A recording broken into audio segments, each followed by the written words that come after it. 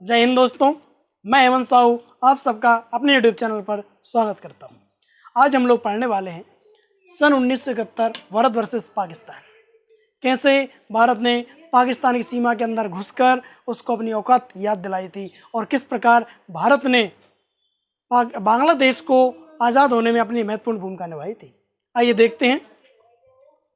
ये हमारा भारत है, ये बांग्लादेश है और इसके पश्चिम में इधर पाकिस्तान है।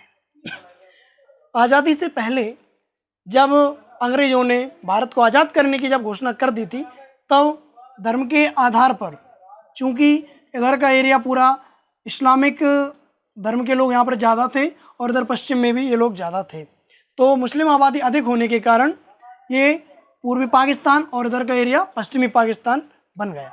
और ये हमारा भारत, चूँकि ज़मीन के लालच के कारण पाकिस्तान ने पूर्वी पाकिस्तान पर भी अपना अधिकार तो कर लिया, परंतु वह इसको नज़रअंदाज करता गया। कभी इसका विकास नहीं किया, कभी यहाँ के लोगों के विकास के बारे में उसने नहीं सोचा और उन्हें हमेशा अपमानित करता गया। इस प्रकार समय बढ़ता गया और सन 1970 को जब पाकिस्तान में चुनाव होते हैं, तब पूर्वी पाकिस्तान के शेख मुजीबुर रहमान चुनाव में जीत जाते हैं।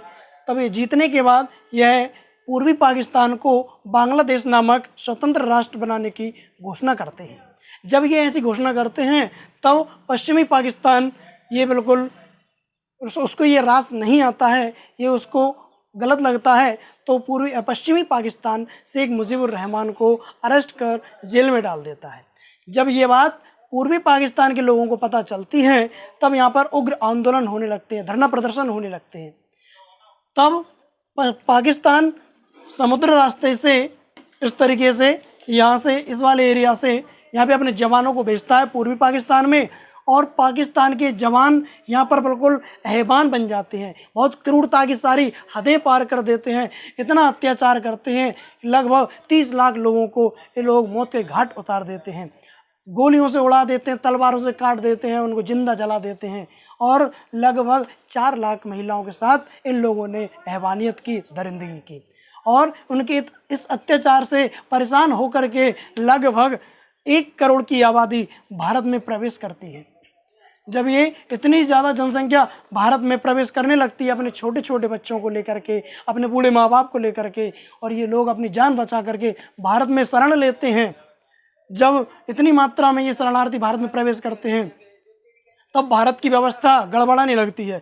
तब उस समय तात्कालिक प्रधानमंत्री श्रीमती इंदिरा गांधी इस मुद्दे को राष्ट्रीय लेवल पर उठाती हैं, पर वहाँ से कोई भी समझौता नहीं होता है। तब श्रीमती इंदिरा गांधी भारत की सेना के फील्ड मार्शल उस समय मानिक शाह थे, उनको पाकिस्तान पर आक्रमण करने का आदेश देती है। जब उनको आदेश देती हैं तो मार्शल जो फील्ड मार्शल होते हैं मानिक शाह, वह आक्रमण करने से मना कर देते हैं।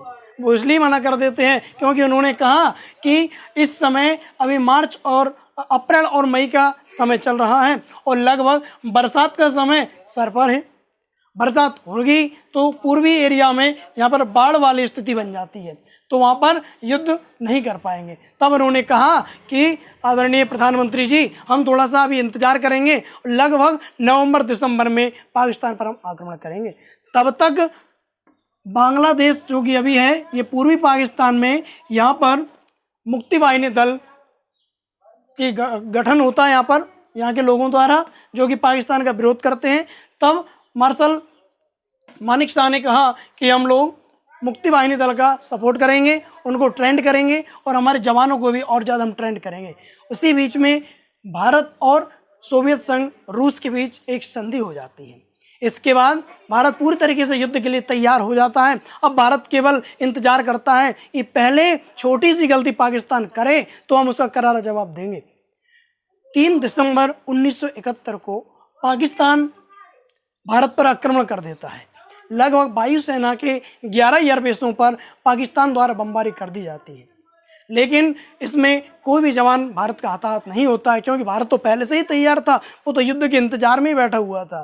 3 दिसंबर 1971 की आधी रात को, 3 और 4 दिसंबर की आधी रात को, ये राजस्थान है और ध्यान से देखें आप, ये राजस्थान का लोंगेवाला कस्बा है, छोटा सा कस्बा इधर लोंगेवाला कस्बा।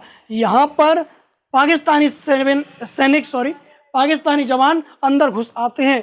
तब पेट्रोलिंग करते हुए भारत की जो थल सेना थी उसको आवाज़ें आती हैं। जब वह जवान देखते हैं तो उनको क्लियर होता है, वे समझ जाते हैं कि पाकिस्तान ने आक्रमण कर दिया है। उस समय यहाँ पर ब्रिगेडियर कुलदीप सिंह चांदपुरी जी थे, उनके साथ में मात्र 120 जवान थे। वह लोग वायुसेना को और सैन्य अधिकारियों को बात करते हैं, उसकी सूचना देते हैं। उस समय भारत की वायुसेना के पास इतनी सुविधा नहीं थी कि रात के समय वायुसेना यहाँ पर पहुँच सके, तो उन्होंने सुबह होने का इंतजार करने को कहा, परंतु हाथ पे हाथ धरे वो नहीं बैठ सकते थे। और लगभग इधर पाकिस्तान के जवानों की संख्या 2 से 3 हज़ार थी और लगभग 90 टैंक और ट्रक उनके साथ वह लोग आ रहे थे। मात्र 120 भारतीय जवान थे। तब आदरणीय चांदपुरी साहब ने अपनी कुशल रणनीति और दृढ़ निश्चय के साथ जवानों को युद्ध करने के लिए प्रेरित किया और उनको उत्साहित किया। दोस्तों, आप लोगों ने बॉर्डर पिक्चर तो देखी ही होगी। ये बॉर्डर पिक्चर इसी के ऊपर बनी हुई है। सन 1971 को ही जब भारत पाकिस्तान युद्ध हुआ था, तो इसी युद्ध के ऊपर यह मूवी बनाई गई थी और इसमें ब्रिगेडियर कुलदीप सिंह चांदपुर जी का अभिनय सनी देओल सर ने किया है। आप लोगों ने देखी होगी। अब देखते हैं फिर क्या हुआ। तो जैसे ही युद्ध स्टार्ट हुआ तो इन्होंने दृढ़ निश्चय के साथ युद्ध किया और पाकिस्तान के जवानों के छक्के छोड़ा दिए और उनके कई टैंक उड़ा दिए गए। कई जवानों को इन्होंने मार डाला और कई लोगों को इन्होंने बहुत बुरे तरीके से यहाँ पर मार दिया गया। और इसके बाद लगभग सुबह के 3-4 बज चुके थे। इन्होंने बहुत अच्छे तरीके से युद्ध किया।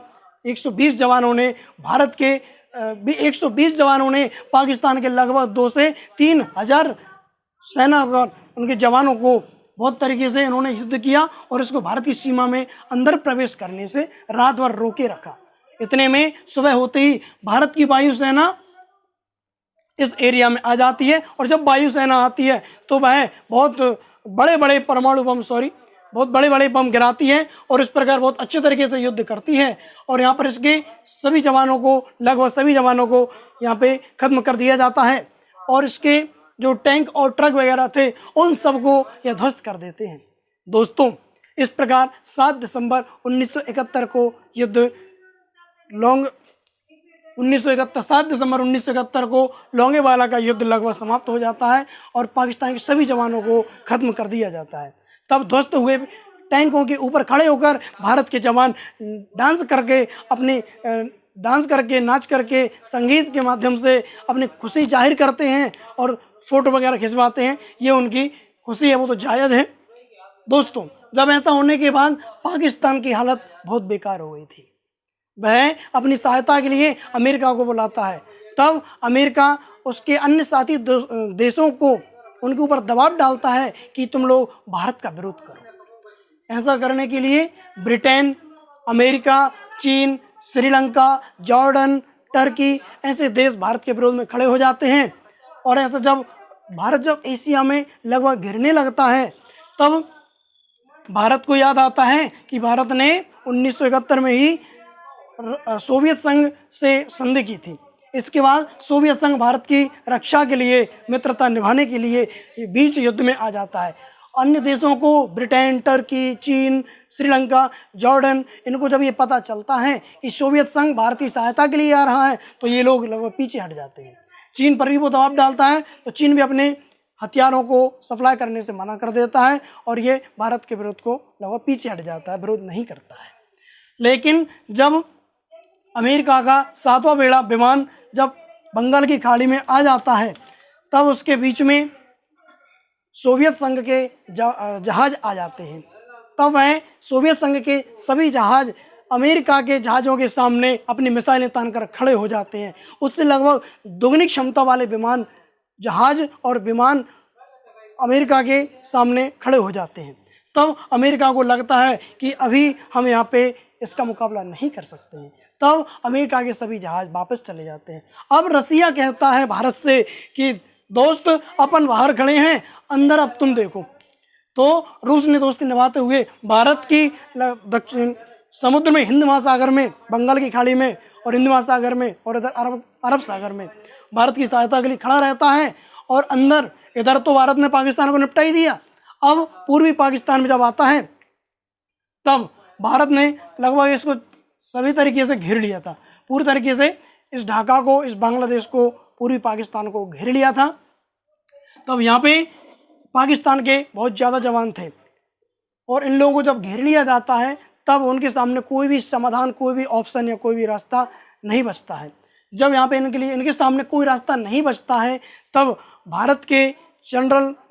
भारत के लेफ्टिनेंट जनरल पाकिस्तान के सैनिक जनरल को संदेश देते हैं कि आपके सामने सरेंडर के अलावा कोई और ऑप्शन नहीं है, आप या तो सरेंडर कर दीजिए, यदि आप सरेंडर कर देते हो तो आपकी सुरक्षा की गारंटी हम लेते हैं, और यदि आप लोग आत्मसमर्पण नहीं करते हो, सरेंडर नहीं करते हो, तो आपको कोई नहीं बचा सकता है।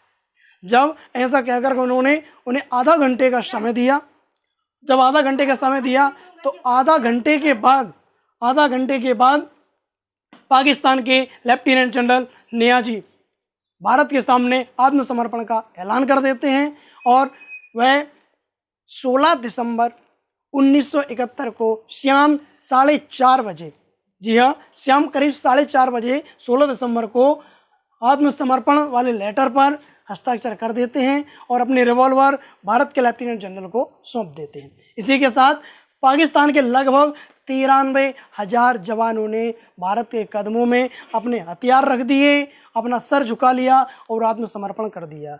और क्यों नहीं करेगा, आखिर पाकिस्तान की असली जगह तो यही है, भारत के कदमों में ही पाकिस्तान की जगह है और उसे अपनी औकात कभी भूलना नहीं चाहिए दोस्तों। और इस प्रकार भारत ने 16 दिसंबर को इस युद्ध को खत्म कर दिया। शुरुआत की थी पाकिस्तान ने और उसका खात्मा किया भारत ने। इसके साथ ये युद्ध 13 दिन तक चलता है और इस प्रकार ये युद्ध समाप्त होता है। इसी के साथ ही बांग्लादेश को भारत एक स्वतंत्र राष्ट्र के रूप में घोषणा कर देता है और शेख मुजीबुर रहमान जो कि पाकिस्तान में जेल में कैद थे उनको भी छुड़वा देता है भारत और वह आज़ाद हो जाते हैं। इसके बाद ये भारत की महानता है दोस्तों कि उसने बांग्लादेश पर अपना अधिकार नहीं किया और उसने उस पर अपना कब्जा तो दूर, अधिकार तो दूर, उसने तिरंगा तक नहीं फहराया इस बांग्लादेश पर और उसको स्वतंत्र राष्ट्र घोषित कर दिया। यह है भारत की महानता, यह है भारत की महानता कि उसने इस बांग्लादेश को आज़ाद राष्ट्र के रूप में घोषणा करता है। इसके साथ ही यहाँ पर पाकिस्तानियों को इतना समझना चाहिए कि भारत ने उसको घर में घुसकर किस तरीके से मारा था। जब वायुसेना और थल सेना ने पाकिस्तान को बहुत बुरी तरीके से उस पर आक्रमण किया था और उसने यहाँ पे बांग्लादेश में किए गए अत्याचार का बदला लिया था, तब भारत की नौसेना ने भी अपनी बहुत अच्छी भूमिका निभाई थी। भारत की नौसेना यहाँ से जाती हुई पाकिस्तान के कराची बंदरगाह में चली जाती है, वहाँ पे प्रवेश कर जाती है और कराची बंदरगाह में प्रवेश कर वहाँ पर भारत की नौसेना पाकिस्तान के मैक्सिमम अधिकांश जहाज़ों को ध्वस्त कर देती है, पाकिस्तान के अंदर तक घुस जाती है। जब पाकिस्तान के अंदर तक भारत की सेना घुस जाती है तब वह लोग पीछे भाग जाते हैं इधर गादेर तक, यानी पाकिस्तान के अंदर घुस के मारा है भारत के वीर सपूतों ने। ये भारत की महानता है, ये भारत की वीरता है। इसके साथ दोस्तों पाकिस्तान ने घुटने टेक दिए, 93,000 जवानों ने भारत के सामने आत्मसमर्पण कर दिया। तो दोस्तों इस प्रकार बांग्लादेश एक आज़ाद राष्ट्र बना।